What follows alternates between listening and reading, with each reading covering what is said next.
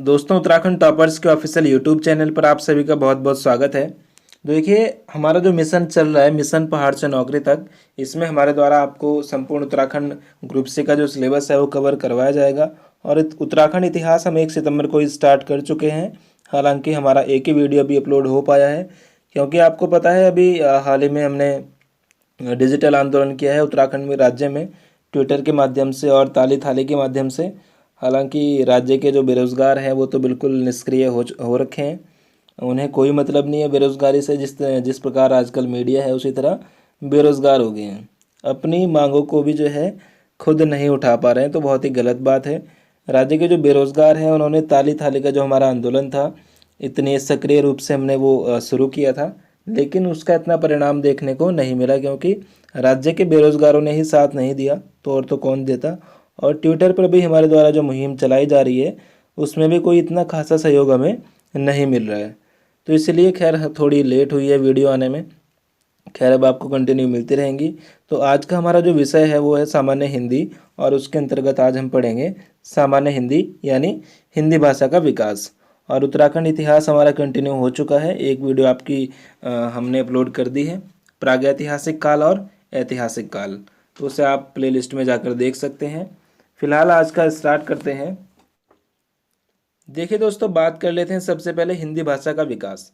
और उसमें हम जानेंगे सबसे पहले कि हिंदी जो हमारा शब्द है उसकी उत्पत्ति कैसे हुई, या हिंदी का नामकरण कैसे हुआ।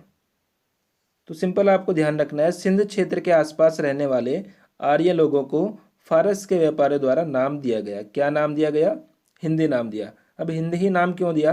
क्योंकि उनकी डिक्शनरी में क्या था? स जैसा कोई अक्षर नहीं था। किसकी? जो फारस के लोग थे यानी ईरान के लोग थे, उनकी डिक्शनरी में सा जैसा कोई अक्षर नहीं था। वो किसका यूज़ करते थे? उसकी जगह ह का यूज़ करते थे।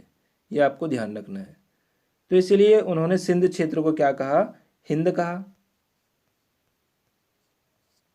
और उन्होंने जो हमारा सिंधी यानी सिंध के जो निवासी हैं वो क्या कहलाएंगे? सिंधी कहलाएंगे। उन्हें उन्होंने क्या कहा? हिंदी कहा। क्या कहा आपका? हिंदी। तो इसी तरह उनकी भाषा भी क्या हो गई? हिंदी हो गई। यानी भाषा तो सिंधी थी, लेकिन फारसियों के नामकरण करने के बाद क्या हो गया? उसका नाम हिंदी हो गया। और आजकल जो हमारा वर्तमान में प्रचलन में है वो हिंदी ही है। तो ये ज़्यादा आश्चर्यजनक बात नहीं है कि जो हिंदी शब्द है वो हिंदी भाषा का शब्द नहीं है। वो किस भाषा का शब्द है आपका? फारसी भाषा का शब्द है। कौन सी भाषा का शब्द है? फारसी भाषा का शब्द है। ये आपको ध्यान रखना है, एग्जाम में पूछा जाता है। तो सिंपल आप लोगों को ध्यान रखना है, फारस के लोगों ने सिंधु नदी को क्या कहा? हिंदू कहा।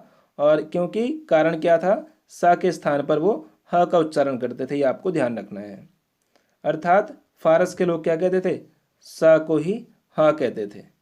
ये आपको ध्यान रखना है। उसके बाद बात कर लेते हैं भाषा शब्द की उत्पत्ति, यानी भाषा शब्द की उत्पत्ति कैसे हुई। तो देखिए, जो भाषा शब्द है वो किससे बना है? सबसे पहले आपका 1 नंबर का क्वेश्चन है कि भाषा शब्द किससे बना है? भाष धातु से बना है। आपने कई बार पढ़ा होगा अपने पिछली कक्षाओं में, जैसे एक शब्द है पढ़ना। तो पढ़ना की जो धातु होती है, मूल धातु, उसे वो क्या होती है? पठ। यानी पठ धातु से क्या बना है? पढ़ना बना है। तो जो भाषा शब्द है वो किससे बना है? आपका भाष धातु से बना है। और भाष धातु ही क्या है? मूल शब्द है। और जो मूल शब्द होता है वो क्या होता है? संस्कृत का शब्द होता है। और संस्कृत का शब्द ही क्या होता है आपका? तत्सम होता है। जितने भी तत्सम शब्द होते हैं वो सभी क्या होते हैं? यानी संस्कृत के होते हैं। तो सिंपली आपको याद रखना है, जो भाषा शब्द है भाष धातु से बना है, और मूल शब्द क्या है इसमें? भाष है। और ये किससे है आपका? संस्कृत भाषा संबंधित है। और इसका शाब्दिक अर्थ क्या होता है? अगर परीक्षा में कभी इस प्रकार का प्रश्न पूछ लिया जाता है तो भाषा का या भाष का जो शाब्दिक अर्थ होता है वो होता है आपका विचार प्रकट करना। अगर किताबी भाषा में आप इसे देखना चाहते हैं, क्योंकि परीक्षा में कई बार ऐसे डिफ़िकल्ट वर्ड आ जाते हैं जो कि समझने में बहुत परेशानी करते हैं, तो आपको ध्यान रखना है, भाषा एक ऐसा माध्यम या साधन है जिसके द्वारा एक व्यक्ति या व्यक्तियों का समूह दूसरे व्यक्ति या व्यक्तियों के समूह तक अपने विचार पहुंचाता है। क्या करता है व्यक्ति? एक समूह तक या एक व्यक्ति तक क्या करता है? अपने विचारों का आदान प्रदान करता है, विचार विनिमय करता है, या अपने विचारों का आदान प्रदान करता है, ये आपको ध्यान रखना है। अब भाषा है तभी तो मैं आपको पढ़ा रहा हूँ, तभी आप मेरी बात समझ रहे हैं। अगर भाषा ना होती, भाषा का ये काम ना होता तो आज मैं आपको पढ़ा ना रहा होता। अगर आपको भाषा ना आती तो आप समझ भी ना रहे होते कि ये क्या चल रहा है। तो इसलिए आपको ध्यान रखना है भाषा का क्या काम है। भाषा एक ऐसा माध्यम है जिससे हम अपने विचारों का आदान प्रदान कर सकते हैं एक दूसरे के साथ। अब बात कर लेते हैं भाषा की विशेषताओं की। देखिए, अभी आपको लग रहा है कि ये फालतू है, परीक्षा में नहीं आएगा, लेकिन आजकल जो क्वेश्चन बन रहे हैं थोड़े इसी लेवल के बन रहे हैं। थोड़ा जो ऑब्जेक्टिव ज्ञान है आपका उससे हटकर क्वेश्चन बन रहे हैं, तो आपको ये जो डिटेल्स हैं सभी अच्छे तरीके से पढ़नी चाहिए। तो सबसे पहले हम बात कर लेते हैं भाषा का पहला जो महत्वपूर्ण विशेषता है वो क्या है, अर्जित संपत्ति है। यानी भाषा ये नहीं है कि भाषा तुरंत बन जाती है। भाषा क्या है, अर्जित संपत्ति है। भाषा का हम अर्जन करते हैं। जब बालक छोटा होता है सबसे पहले अनुकरण करता है अपनी माँ का। जैसे माँ बोलती है मम्मी, तो उसी प्रकार जो बच्चा है वो भी अनुकरण करके क्या कहता है, मम्मी कहता है। मम्मी कहती है पापा, तो वो भी क्या कहता है, पापा कहता है। यानी उसका अनुकरण करता है, उसका अर्जन करता है, भाषा को ग्रहण करता है। तो यही क्या है, भाषा क्या है, अर्जित संपत्ति है। उसी के बाद आपका दूसरा जो पॉइंट है, भाषा क्या है, सामाजिक प्रक्रिया है। देखिए, जिस प्रकार का समाज होगा उसी प्रकार की वहाँ पर भाषा होती है। तो इसीलिए क्या है, भाषा एक सामाजिक प्रक्रिया है। जिस प्रकार का समाज होता है उसी प्रकार वहाँ पे भाषा का प्रयोग किया जाता है। तीसरा जो बिंदु है आपका, अंतिम स्वरूप नहीं होता है। यानी भाषा का कोई अंतिम स्वरूप नहीं होता है। भाषा निरंतर परिवर्तनशील है। भाषा क्या है, परिवर्तनशील है। भाषा में परिवर्तन होता रहता है। देखिए क्या था, जैसे हिंदी है तो हिंदी आज से ही हिंदी नहीं है, हिंदी कई वर्षों से है। लेकिन उससे पहले क्या था, सबसे पहले संस्कृत था। आपने कई बार पढ़ा होगा जो सबसे प्राचीन भाषा है कौन सी, आपकी संस्कृत है। उसके बाद आपकी पाली, प्राकृत। तो भाषा जो है इसका कोई अंतिम स्वरूप नहीं है, इसमें परिवर्तन होता रहता है। जो भाषा होती है वो कठिनता से सरल की तरफ चलती रहती है, बढ़ती रहती है। देखिए, पहले कठिनता यानी जैसे आपकी संस्कृत थी, उसके बाद आपकी पाली, प्राकृत, अपभ्रंश, अवहट्ट जो भी आई हैं वो क्या थे, कठिन रूप थे। अब जो है हिंदी इतनी सरल हो गई है तो आपको पता भी नहीं चलता है हिंदी बोल रहे हैं या इंग्लिश बोल रहे हैं। कई बार आप क्या करते हैं, कई भाषाओं का यूज़ कर देते हैं एक ही वाक्य में। जैसे आप सिंपली घर की बात ले लीजिए, आप कहते हैं टाइम बताइए, तो क्या होता है आपका टाइम, ये आपका अंग्रेजी भाषा का शब्द हो गया। और आपका बताइए, लेकिन हमें पता ही नहीं चलता है कि हिंदी भाषा बोली है हमने या इंग्लिश बोली है। तो इस तरह आपको ध्यान रखना है, भाषा क्या है, कठिन से सरल की तरफ बढ़ती है। उसके बाद जो महत्वपूर्ण पॉइंट है वो है भाषा का विकास क्रम। यानी भाषा का विकास किस प्रकार होता है मनुष्य में। तो देखिए, सबसे पहले मैं आपको बता चुका हूँ, बच्चा क्या करता है, माँ का अनुकरण करता है यानी सुनता है। और सुनने के बाद क्या करता है, बोलता है। और बोलने के बाद जब वो बड़ा होता है उसके बाद क्या करता है, भाषा को वो पढ़ना शुरू करता है। और जब उसे भाषा पढ़ने का ज्ञान हो जाता है उसके बाद क्या करता है, उसे लिखता है। तो अगर ये क्रम कभी परीक्षा में पूछा जा सकता है तो इसे भी आप नोट कर लीजिए। परीक्षा की दृष्टि से ये सभी जो पॉइंट हैं बहुत ही महत्वपूर्ण हैं। तो अगर इस प्रकार का क्रम आपसे परीक्षा में पूछ लिया जाए तो आप सिंपली अपना आंसर दे सकते हैं। उसके बाद बात कर लेते हैं हिंदी भाषा का विकास क्रम। हिंदी भाषा का विकास कैसे हुआ, ये बहुत ही महत्वपूर्ण है और कई बार परीक्षा में पूछा जा चुका है। तो देखिए, सिंपल आपको ध्यान रखना है। सबसे पहले आपका कौन सी थी, संस्कृत भाषा, उसके बाद पाली, और उसके बाद प्राकृत, देन उसके बाद अपभ्रंश, और उसके बाद अवहट्ट। ये क्रम आपको बिल्कुल आपकी ज़ुबान पर होना चाहिए क्योंकि परीक्षा में कई बार पूछा जा चुका है। आपको ध्यान रखना है, सबसे पहले संस्कृत, फिर पाली, और उसके बाद प्राकृत, और फिर अवहट्ट, और उसके बाद अपभ्रंश। अब इनके बारे में थोड़ी बात कर लेते हैं। देखिए, संस्कृत जो है, संस्कृत दो प्रकार की थी जो आपकी प्राचीन संस्कृत है, एक वैदिक आपकी और एक लौकिक। यहाँ पे मैं आपको दिखा देता हूँ, एक आपकी कौन सी, वैदिक संस्कृत, और एक आपकी लौकिक संस्कृत। देखिए, वैदिक संस्कृत यानी जो मूल संस्कृत थी, जो बिल्कुल एकदम ब्रांड जिसे कह सकते हैं आप, जो मूल संस्कृत थी वो कौन सी थी, वैदिक संस्कृत थी, जिसमें आपका ऋग्वेद आदि की रचना हुई है। और बाकी जो लौकिक संस्कृति यानी लोक आम जन की जो संस्कृति थी वो कौन सी थी, लौकिक संस्कृत थी। इसमें आपके जो रामायण पुराण हैं और आपके ग्रंथ हैं, उपनिषद हैं, उनका निर्माण किस में हुआ है, लौकिक संस्कृत में हुआ है। महाकवि कालिदास ने भी किसका प्रयोग किया है? लौकिक संस्कृत का प्रयोग किया है। अब बात कर लेते हैं उसके बाद पाली की। तो पाली का आपको पता है, जब पाली बुद्ध का आगमन हुआ था भारत में, तो उस टाइम बुद्ध जी अपना ज्ञान दे रहे थे पूरे विश्व को। तो उनके जितने भी ग्रंथ हैं सारे किस भाषा में मिले हैं? पाली भाषा में मिले हैं। तो इसी तरह आपको रिलेट करके पढ़ना है। किसके टाइम? बुद्ध भगवान के समय किसका प्रचलन था? पाली भाषा का समय। उसके बाद है आपका प्राकृत। तो देखिए, जब प्राकृत भाषा का प्रचलन था उस टाइम आपको ध्यान रखना है कौन थे? जैन धर्म के 24वें तीर्थंकर थे कौन? महावीर स्वामी। तो उनके जितने भी ग्रंथ मिलते हैं किस में मिलते हैं? प्राकृत भाषा में मिलते हैं। उसके बाद आपका इसका थोड़ा बिगड़ा हुआ रूप क्या आता है? अपभ्रंश आता है, और उसके बाद आपका अवहट्ट आता है। तो ये जो आपको पांचों क्रम है वो ध्यान रखना है। देखिए, सबसे पहले संस्कृत, उसके बाद पाली, उसके बाद प्राकृत, फिर अपभ्रंश और फिर अवहट्ट, और इसके बाद क्या आता है आपका? हिंदी आती है। क्या आएगी? हिंदी आती है। और हिंदी भी कैसे? सबसे पहले आपका प्राचीन हिंदी, फिर मध्यकालीन हिंदी, और फिर आपकी जो अभी चल रही है वो कौन सी? आधुनिक हिंदी। इसके बारे में थोड़ा डिटेल में हम जान लेते हैं। सबसे पहले आधुनिक भारतीय आर्य भाषा, यानी हिंदी की बात हम कर रहे हैं, जो इनके काल हैं। सबसे पहले मैं आपको बता चुका हूँ प्राचीन हिंदी। देखिए, इनको आप नोट जरूर करिएगा अपनी नोटबुक में। सबसे पहले प्राचीन हिंदी है, और इसका जो प्रायोगिक काल है वो कौन सा है?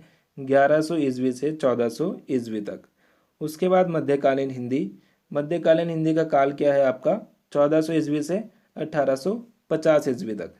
उसके बाद आपका सबसे महत्वपूर्ण आधुनिक हिंदी। आधुनिक हिंदी का जो काल शुरू होता है वो किससे होता है? 1850 से होता है, 1850 से। कई बार परीक्षा में पूछा जा चुका है आधुनिक हिंदी का काल कब से शुरू होता है। तो अब तक जो काल चल रहा है 1850 से लेकर, वो क्या चल रहा है? आधुनिक हिंदी का काल चल रहा है, आपको ध्यान रखना है। उसके बाद अगर आपके पास प्रश्न आ जाता है आकृति या रूप के आधार पर, किसके आधार पर? आकृति या रूप के आधार पर जो हिंदी है वो किस प्रकार की भाषा है या किस परिवार की भाषा है? तो योगात्मक या विश्लिष्ट परिवार की भाषा है आपकी हिंदी। आपको ध्यान रखना है, परीक्षा में पूछा जा सकता है, बहुत ही महत्वपूर्ण है। उसके बाद ये तो है आपका आकृति या रूप के आधार पर। अगर पूछ लिया जाए किस परिवार की भाषा है, तो आपका आंसर क्या हो जाएगा? भारोपीय परिवार की भाषा है कौन सी? हिंदी। अब देखिए, भारत में कुल कितने भाषा परिवार हैं? तो आपको ध्यान रखना है, भारत में कुल कितने भाषा परिवार हैं? 4 भाषा परिवार हैं। पहला है आपका भारोपीय, दूसरा है आपका द्रविड़, तीसरा है ऑस्ट्रिक, और चौथा है आपका चीनी तिब्बती। ध्यान रखना है आपको। इन्हीं में से ही कोई ऑप्शन ना दे के आपसे क्वेश्चन पूछा जा सकता है। तो भाषा के जो भारत के जो भाषा परिवार हैं वो आपको ध्यान रखने हैं: भारोपीय, द्रविड़, ऑस्ट्रिक और तिब्बती। अब सबसे महत्वपूर्ण इसमें कौन सा है? भारोपीय परिवार है। भारोपीय परिवार क्यों महत्वपूर्ण है? क्योंकि जो हमारी हिंदी भाषा है वो भारोपीय परिवार की ही भाषा है। तो भारोपीय परिवार में कौन कौन सी भाषाएं आती हैं? सबसे पहले आपकी संस्कृत है, उसके बाद हिंदी, उसके बाद उर्दू, और फिर बांग्ला। यहीं ख़त्म नहीं होती हैं, आगे भी हैं। उसके बाद क्या है आपकी? अंग्रेजी, फ्रेंच, जर्मनी, स्पेनिश, फारसी और पंजाबी, यानी लगभग 10 जो भाषाएं हैं वो किस परिवार की हैं? भारोपीय परिवार की हैं। यानी भारोपीय भाषा परिवार की भाषाएं कितनी? 10। उसके बाद आपको मैं बता चुका हूँ भाषा परिवार के आधार पर जो हिंदी है वो किसकी है? भारोपीय परिवार की है। परीक्षा में कई बार ये प्रश्न पूछा जा चुका है। उसके बाद दोस्तों अपभ्रंश की बात कर लेते हैं। अपभ्रंश कितने प्रकार के होते हैं? देखिए, हमने संस्कृत की बात की, हमने पाली की बात की, हमने प्राकृत की बात की, हमने अपभ्रंश की बात नहीं की। देखिए, परीक्षा की दृष्टि से बहुत ही महत्वपूर्ण है। अपभ्रंश के बारे में हम जान लेते हैं। देखिए, जो इसका अर्थ होता है अपभ्रंश का, वो होता है पतन। पतन का आपको अर्थ पता है? पतन यानी नाश। और इसके अगर शाब्दिक अर्थ की बात करें तो शाब्दिक अर्थ होता है बिगड़ा हुआ। यानी अपभ्रंश का जो अर्थ होता है वो क्या होता है? बिगड़ा हुआ। और अगर आपसे कभी डायरेक्टली क्वेश्चन पूछ लिया जाए कि अपभ्रंश का वाल्मीकि किसे कहा जाता है, तो अपभ्रंश का वाल्मीकि किसे कहा जाता है? स्वयंभू को कहा जाता है। देखिए, हम फैक्ट इसलिए पढ़ रहे हैं क्योंकि हमारा जो एग्ज़ाम है यूकेएसएससी का, उसके लिए बहुत काफ़ी है। अगर हम साहित्य है या हिंदी का इतिहास है उसमें ज़्यादा डीप जाएंगे तो हमारे लिए बेनिफिट नहीं होगा। हमें बिल्कुल सिलेबस के अकॉर्डिंग पढ़ना है और सिलेबस को जल्दी से कवर करना है। देख लेते हैं आगे। देखिए अपभ्रंश के कुल कितने भेद होते हैं, क्वेश्चन ऐसे आ सकता है। तो अपभ्रंश के कुल कितने भेद होते हैं, 7 भेद होते हैं, ये आपको ध्यान रखना है। सबसे पहला है आपका सौरसैनी, दूसरा अर्धमागधी, तीसरा मागधी, चौथा खस, पांचवा ब्राचड़, छठा आपका पैसाची और सातवां महाराष्ट्री। अब देखिए समझने वाली बात क्या है इसमें, ये तो ठीक है अपभ्रंश आपको याद भी होंगे, लेकिन जो समझने वाली बात है, देखिए कभी कभी क्वेश्चन ऐसा आ जाता है कि जो बिहारी है वो किस अपभ्रंश के अंतर्गत आती है, जो पूर्वी हिंदी है वो किस अपभ्रंश के अंतर्गत आती है, तो वहाँ पे स्टूडेंट फंस जाता है। तो आपको सिंपली याद रखनी है जो हिंदी की 5 उपभाषाएं हैं वो किस किस अपभ्रंश के अंतर्गत आती हैं। तो सबसे पहले आपकी पश्चिमी हिंदी, पश्चिमी हिंदी किस अपभ्रंश के अंतर्गत आएगी, आपकी सौरसैनी। और दूसरी है राजस्थानी, राजस्थानी भी किसके अंतर्गत आएगी, आपकी सौरसैनी अपभ्रंश के अंतर्गत आएगी। उसके बाद अर्धमागधी, अर्धमागधी अपभ्रंश में आपका कौन सी, पूर्वी हिंदी। और जो आपकी बिहारी हिंदी है वो किस में आएगी, मागधी में आएगी। ये क्वेश्चन परीक्षा में पूछा भी जा चुका है। उसके बाद बात करें हमारी पहाड़ी हिंदी की, पहाड़ी हिंदी में कौन सी आती है आपकी, कुमाऊनी गढ़वाली जो है वो पहाड़ी हिंदी के अंतर्गत आती है। तो इसीलिए जो पहाड़ी हिंदी है वो क्या है, खस अपभ्रंश के अंतर्गत आती है। उसके बाद आपका ब्राचड़, तो ब्राचड़ जो अपभ्रंश है उसके अंतर्गत कौन सी उपभाषा आती है, आपकी सिंधी। हालांकि ये उपभाषा में काउंट नहीं होती है, इसलिए मैंने क्या लगाया इनके ऊपर स्टार लगाया है। आपको ध्यान रखना है उपभाषा में काउंट नहीं होती है, लेकिन फिर भी आपको ध्यान रखना है जो मराठी है किस अपभ्रंश के अंतर्गत आती है, महाराष्ट्रीय अपभ्रंश के अंतर्गत आती है। पंजाबी आपका पैसाची अपभ्रंश के अंतर्गत आती है। अब इसमें दोस्तों दूसरी जो महत्वपूर्ण ध्यान देने योग्य बात है वो क्या है, बोलियां। अब देखिए ये तो उपभाषा है, सबसे बड़ी क्या होती है, भाषा होती है, उसके बाद उपभाषा होती है, फिर बोली होती है। तो अगर हम उपभाषा की बात करें यहाँ पे, जैसे पश्चिमी हिंदी है, तो पश्चिमी हिंदी की कई बोलियाँ हैं, बोलियों का इसके बाद हमारा अलग चैप्टर चलेगा, उसका मैं एक अलग से स्पेशल वीडियो बनाऊंगा, क्योंकि यूकेएसएससी के जो एग्ज़ाम होते हैं उनमें बोलियों से संबंधित बहुत सारे प्रश्न पूछे जाते हैं। तो देखिए जैसे उपभाषा है आपकी पश्चिमी हिंदी, तो इसके अंतर्गत जितनी भी बोलियाँ होंगी वो सारी किसके अंतर्गत आएंगी, सौरसैनी के अंतर्गत आएंगी। राजस्थानी उपभाषा है तो राजस्थानी की जितनी भी बोलियाँ होंगी वो सारी किसके अंतर्गत आएंगी, सौरसैनी के अंतर्गत आएंगी। इसी प्रकार आपका क्या है, अर्धमागधी है, अर्धमागधी के अंतर्गत कौन सी आ रही है भाषा, पूर्वी हिंदी। तो पूर्वी हिंदी की जितनी भी बोलियाँ होंगी वो सारी किसके अंतर्गत आएंगी, अर्धमागधी अपभ्रंश के अंतर्गत आएंगी।